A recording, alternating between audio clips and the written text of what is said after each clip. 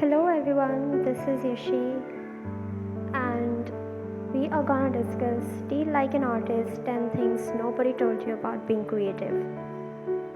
The reason why I have chosen this book is because it has really increased my creativity and productivity by a great margin. Now, as soon as I open the book, I see that Austin Kleon has used this first quote, "Art is theft" by Pablo Picasso.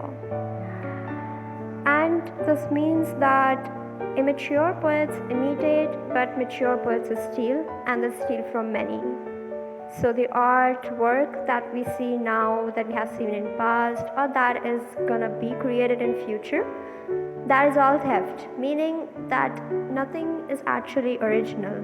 Whatever was created, its inspiration was taken from the artworks, from the ideas that were already there.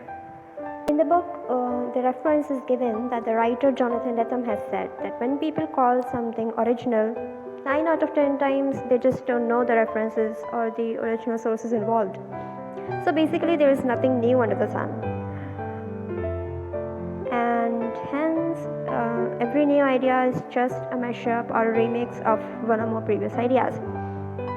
So what Austin is teaching us is to look at the world as an artist, whether you're looking at your laptop screen, an old book, or you're looking at the nature. You can get ideas from anywhere, and as soon as you think that is worth stealing, just have that logged in your book. And this thought is actually titled as the Genealogy of Ideas. We know that as children, our genes are made up of our parents' genes, so it's a mashup of both of the genes that have come together. So there is a quote used in the book that we were kids without fathers, so we found our fathers on wax, on the streets, and in history. We got to pick and choose the ancestors who would inspire the world we were going to make for ourselves. So basically, be shaped by what you love. The next big learning that this book gives is that do not wait until you know who you are to get started. Because see, as soon as you look at the world and you know that thought is worth stealing, you are ready. You know that thought can work out for you, so you keep that for yourself in the morgue file that you create of all the thoughts that you have figured out, and then later you can use them. But often we find ourselves not starting things because we do not know what is that thing that would be connecting our work. So you just have to fake it till you make it, as we have always heard of, and it's called the Imposter Syndrome, and it actually works. So even if you don't know what you're doing today, all you just have to do is keep doing it and act like as if it's something new out of you. And when Austin is telling you about stealing and copying things, what actually a beautiful thought he has kept in mind is that a human is unable to make a perfect copy. So that works in our favor. As soon as you want to copy something, you see an idea and you want to have that exactly replicated, that is impossible for us to do.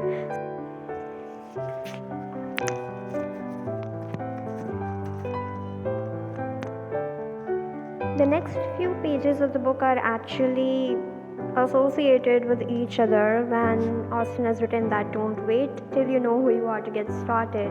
So he means that whenever you look at a thought that is what is stealing, but you're not sure that what exactly you're going to make out of it, so you have to fake it till you make it. And because the human mind is incapable of exactly copying, so what you'll have at the end is something original of your own artwork. So there is a difference told in good theft versus bad theft, that bad theft is skimming and stealing from one and plagiarizing and just directly copying. But actually what good artists do is that they steal, meaning that they honor someone's work that they are going to steal from, and they steal from many. And what they do is actually do a thorough study of what work they are seeing in front of them and what do they want to make out of it. It's not just directly keeping it and putting it out there, but give it a little bit of texture of yours along with it, and it becomes yours. And the key secret of doing that is to do what you like, not what you know. So majorly people, all they do is that what they're already knowing or what skills they have already of. But what you have to do is what you like. So suppose I am reading a novel and what I want to read is sequel. So all I have just to start is writing a sequel of it, thinking as it's mine, because I'm taking an inspiration of the already characters that have been made by the original author, and at the end what I would have is actually at least a fan theory. So it works like this. There is a quote by Brian Eno used here. My interest in making music has been to create something that does not exist, that I would like to listen to. I wanted to hear music that had not yet happened by putting together things that suggested a new thing which did not yet exist. The next part of the book is actually my favorite one, wherein it is telling that side projects and hobbies are important. So it tells us to practice the productive procrastination. There is a quote by Jessica. The work you do while you procrastinate is probably the work you should be doing for the rest of your life. And we do have a lot of hobbies due to work. We tend to forget them and we tend to choose between them whether this one I should be doing and this one I should be leaving according to the time I have. But Austin is suggesting to not throw any of yourself away, and do not even bother that if you have 5 hobbies, they are not integrated by any of these signs. So don't worry about the unity from piece to piece. What unifies all of your work is the fact that you made it. Next, Austin is telling that he has told us about stealing from others, and now he's telling about to let others steal from us as well. And the not so secret formula of doing it is to share your work with others. So step 1 is do good work, and step 2 is share it with people. In that way, the other people would be focused on having a creative discussion with you, and then you can have the ideas also. So it's a win-win situation.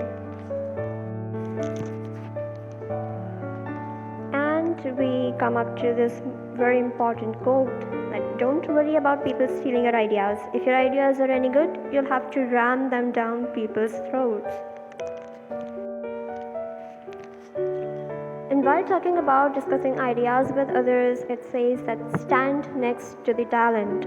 So you're only going to be as good as the people you surround yourself with. So we know that we become what we are surrounded by. Surround yourself with the talent and then become the talent. But at the same time, what you need to realize is that we need to keep growing and keep moving on. So it says that if you ever find that you are the most talented person in the room, you need to find another room. And I've come to this page which says rage, which is excellent. Actually, it's telling about using our negative energy also to create something better for the world. It says that complain about the way other people make software by making software. And when you actually make something better, people are gonna say that I could do that. Yeah, but you don't. Right? And that is modern art. So I think whatever discoveries and innovations that we have are out there in the nature, and people could do that, but I think it all boils down to who did it first. And we're almost at the end of the book, but the important lessons are not over yet. Austin tells us to have a praise file ready for us.